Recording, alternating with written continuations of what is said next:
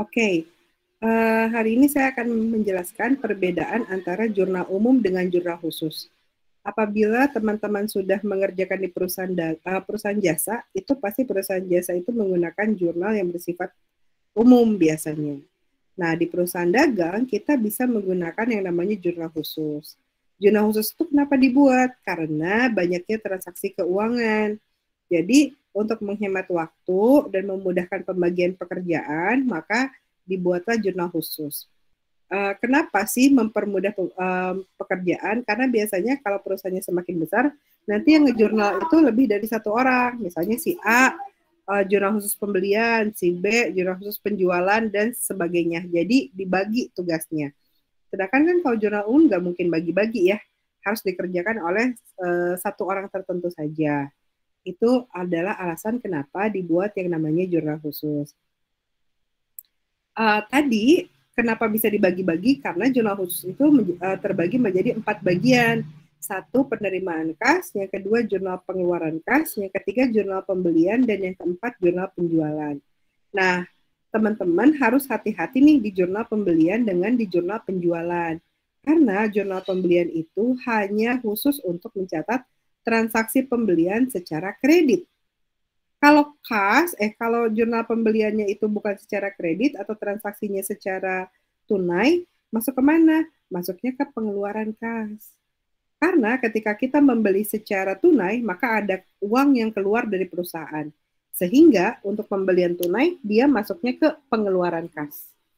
Penjualan juga begitu. Kita masukinya, jurnal penjualan adalah hanya untuk transaksi penjualan yang secara kredit. Karena ketika penjualannya dilakukan secara tunai, maka dia akan mendapatkan kas. Jadi masuknya ke jurnal penerimaan kas. Jadi hati-hati, pembelian sama penjualan itu hanya yang bersifat kredit saja. Untuk yang tunai, masuk kalau penerimaan berarti menjual, kalau pengeluaran berarti membeli. Perbedaannya apa sih antara jurnal khusus dengan jurnal umum?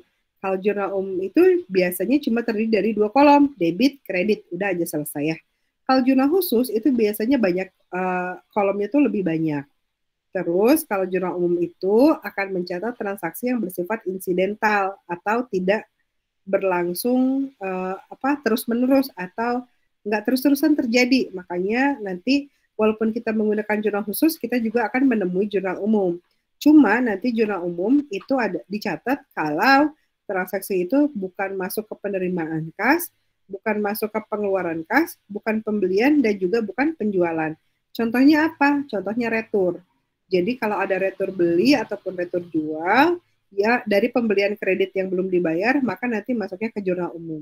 Artinya kalau teman-teman nanti menggunakan jurnal khusus, tetap nanti akan ada jurnal umumnya. Cuma jurnal umumnya hanya untuk mencatat transaksi yang bersifat insidental. Ya, contohnya seperti apa sih Bu? Nih bentuknya seperti ini nih. Jurnal penerimaan kas. Maka nanti ada tanggal seperti biasa, nanti biasanya ada nomor bukti. Nomor bukti didapatkan dari mana? Nomor bukti biasanya didapatkan dari dokumen-dokumen yang ada sebagai barang bukti. Misalnya, kalau jurnal penerimaan kas berasal dari penjualan tunai, maka berarti nanti ada faktur penjualan. Nomornya berapa? Masukin ke sini di nomor bukti. Perkiraan yang dikredit itu macam-macam nih. Nanti ya teman-teman akan menemukan jurnal penerimaan kas yang jurnal khususnya antara satu perusahaan dengan perusahaan yang lain itu kolomnya berbeda. Kenapa berbeda? Karena disesuaikan sama perusahaan tersebut. Dia pakai akunnya akun apa saja. Kebetulan di sini biasanya disebut di sini deskripsi atau perkiraan yang dikredit. Kita biasanya tulis dengan nama toko atau nama afiliasi di mana kita menjual barang tersebut.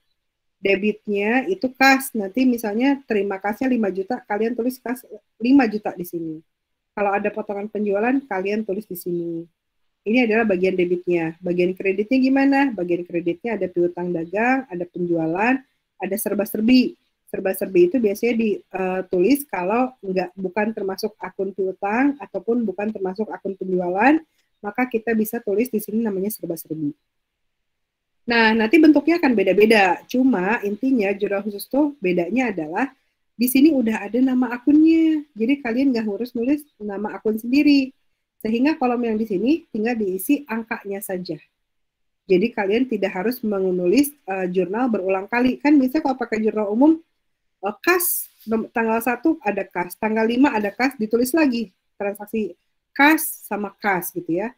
Kalau di jurnal penerimaan kas, dia udah ada di headernya di atasnya, sehingga kalian di sini tinggal nulis angkanya saja berapa.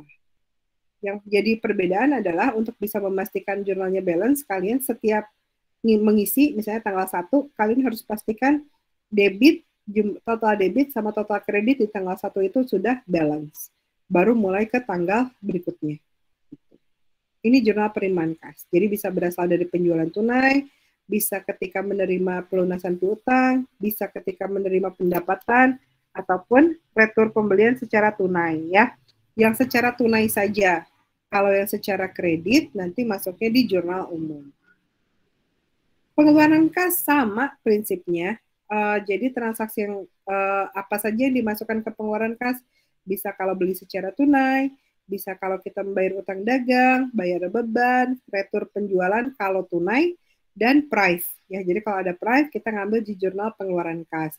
Sama halnya dengan jurnal penerimaan kas, maka nanti diisi berdasarkan akun-akunnya udah disediakan, jadi kita tinggal mengisi saja.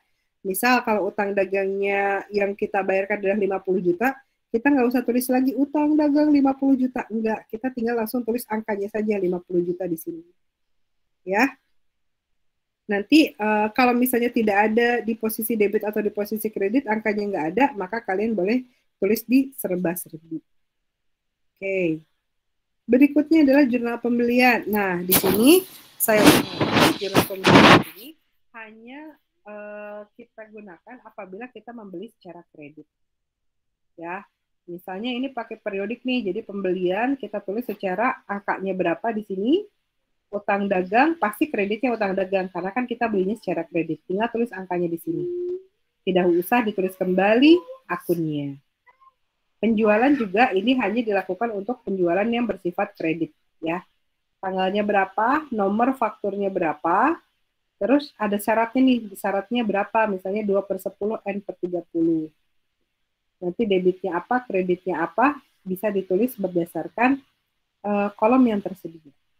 Nah, selain special journal atau jurnal khusus, kita juga punya jurnal umum. Nah, jurnal umum ini adalah untuk transaksi yang tidak bisa dimasukkan ke jurnal penerimaan kas, ke pengeluaran kas juga nggak bisa, ke pembelian nggak bisa, ke penjualan juga nggak bisa, maka akan dicatat dalam jurnal umum.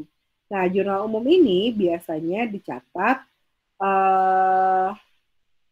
untuk untuk transaksi yang tidak sering terjadi, seperti misalnya retur untuk barang-barang yang bersifat atau dijual dan dibeli dengan menggunakan kredit. Itu saja sih untuk yang apa namanya jurnal khusus. Saya mau menghentikan merekam.